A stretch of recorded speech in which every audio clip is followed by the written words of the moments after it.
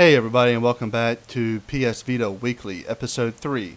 As always, I am Adam, joined by Steve-O. Steve-O, let's go ahead and jump into a couple games we've been playing. And I'm going to just go ahead and say this. These launch titles has been probably the best launch titles I have seen for a handheld or a console in a very long time. So let's go ahead and, Steve-O, actually, let me get your opinion on that. What do you think about these launch titles so far? I've played just like every console. Usually pick them up when they come out the day one, and you've got systems like the 3DS that don't launch with any great games, and this one was just amazing. Like the PlayStation 2 when it came out, it didn't have a lot of great games. PS3 had like one or two that were like must-buys, but this one, almost every single game that has come out has been pretty decent. So I'd have to say, I mean, there's like, what, 16 games that came out at launch? That's a pretty awesome launch lineup considering they're all quality games.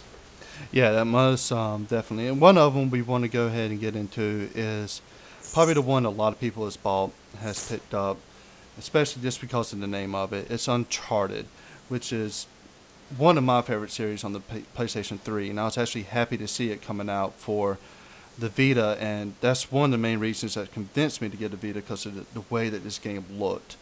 And Steve, I want you to just go ahead and give me some of your thoughts about the game real fast. Okay. I just finished it up the other day, played the whole thing. I'm a huge Uncharted fan. I loved Uncharted 3. It was like one of my favorites from the series. But playing Uncharted on the Vita, I like it.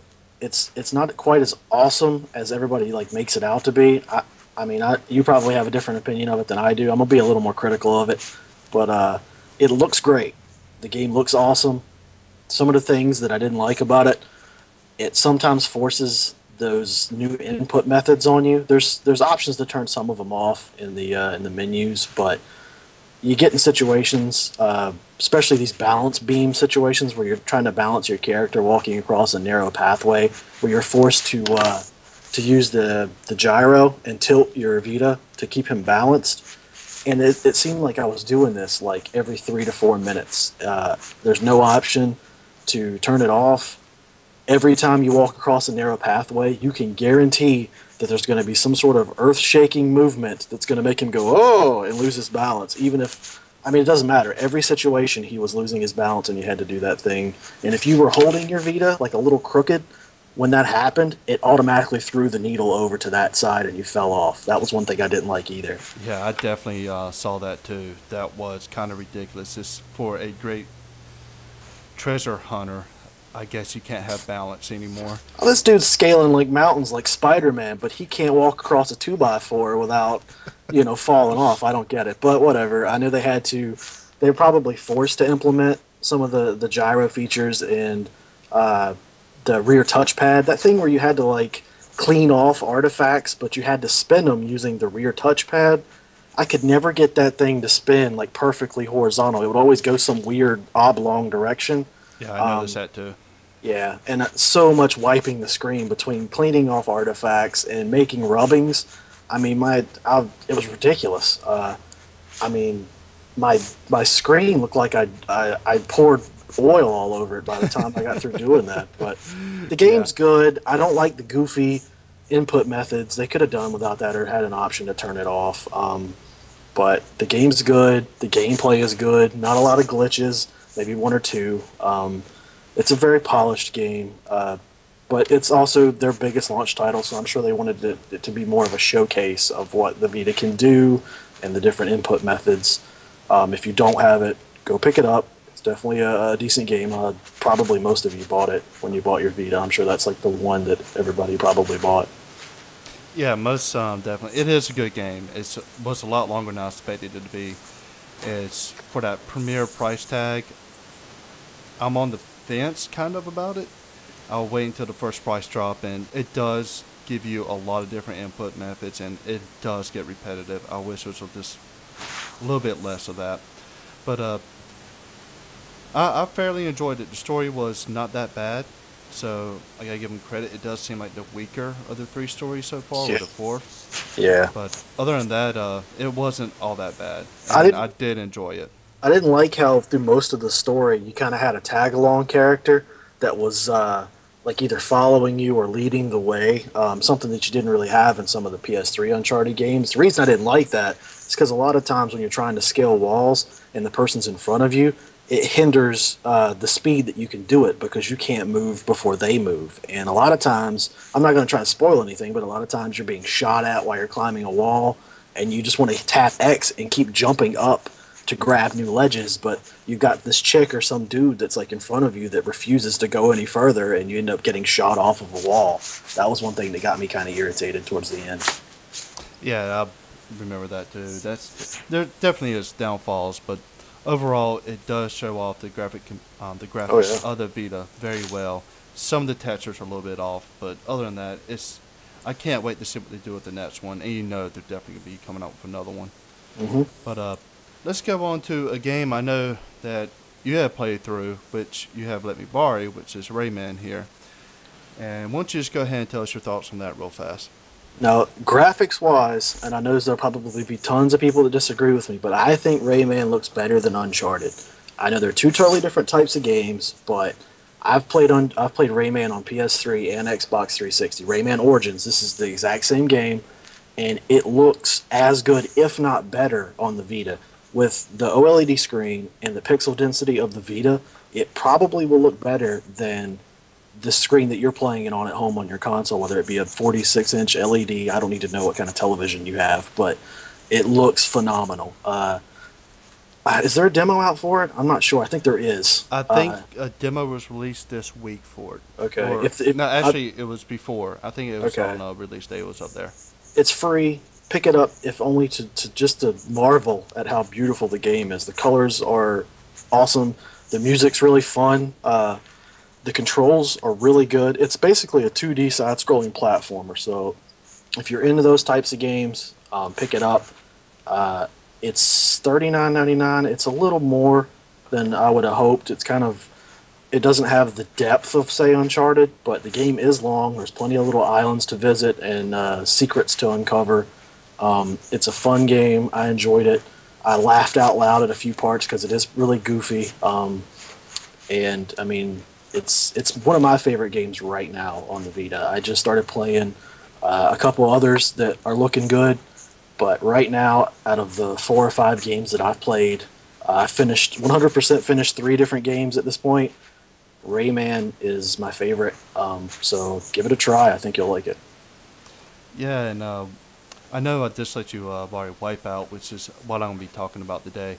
Wipeout is just one of those series I've loved since I think it came on the original PlayStation. Oh yeah, I think it was I a think it launch was title for original. PS1. I Yep. think so too. And it was just one of those games I fell in love with ever since I played it. I don't think I played any on the PS2, but the PS3 I did pick up Wipeout HD. And Wipeout HD was a really great game. And I saw Wipeout was coming out for the Vita, I had to have it. And so far, it is probably the best racing game I've played so far out of mod racing. And I think there's like a Formula One game out there on the market. I haven't seen much about it, but There's a street racer game too. It's called Asphalt something. If oh, that's horrible, by the yeah, way. I'll look it up really quick. But Actually, yeah, that's it's another one of the Game Loft games that actually plays better on the iPhone than it does on the Vita. really Yeah, but this is Wipeout. There's 3 or 4 major modes that you're gonna be racing on. One of them is a combat where you want more of a combat based vehicle, and it's basically you got to do a certain amount of attacks, score like 50 points within the time limit. So you're going around picking up all these crazy power up weapons and just blowing the crap out of everybody. It's super fun mode. And then you have your traditional race where you're racing. I think it's 7 other opponents. I think it's 8 total, something like that. Yeah, 8's the last position you can be in. And it's Asphalt Injection. Stay yeah, that game away. is horrible. Stay away. That game is really, really bad. But the actual race, you got your weapons and your power ups on the track and all that kind of stuff. And it plays just like the traditional Wipeout, as I remember it. And then they have a race mode where it says where you got to complete 2 laps in a certain amount of time. And then the final one is like a survival mode type deal. Mhm. It gives you no weapons, no power-ups, any of that type of stuff, shields or regen your health or anything like that. It just puts you into this crazy, trippy track, and it just speeds up as you go, and you got to survive for a certain amount of time to complete it. I just got there doing that, and I have to say that was my favorite mode so far. It kind of reminded me of like Rainbow Road on Mario Kart, because it's like a neon trippy thing, and yeah, it's just a survival mode. Like you have a X amount of life for your vehicle, Yep. and the more you bump into the sides of the track, you lose life. It's constant acceleration. They do the accelerating for you on that mode, so all you have to do is just steer and brake. That's your only goal, is to not hit the sides. And I don't know for sure, but it seemed like every lap or every class, as you go through, it says that your class goes up. Yeah, you it seemed got like class ratings. Okay, it seems like the track was getting narrower, like it was shrinking in on me a bit. I don't know if that was just my mind playing with me or not, but I think it was. I think the track was getting more narrow, so it makes it more difficult to not bump into the edges. Yeah, and this is just one of those games. It looks great too. It plays great and it looks great. And the controls, once you get the hang of the controls, the speed, it's just the sensation of speed is there. And when you're trying to get used to these thumbsticks, it is a little bit odd. But other than that, it's a great game. You got 3 different major types of vehicles also. You have your speed, agility, and fighter. And basically each one's got stats compared. And once you do a certain race or you finish in a certain league or something like that, you will open up another vehicle you can use. And I think right now I got majority of the vehicles unlocked. So it's definitely a good game. I highly recommend picking it up. In fact, I'll probably say pick that up before you pick up Uncharted. And that's just because you'll get more replay out of it. Yeah.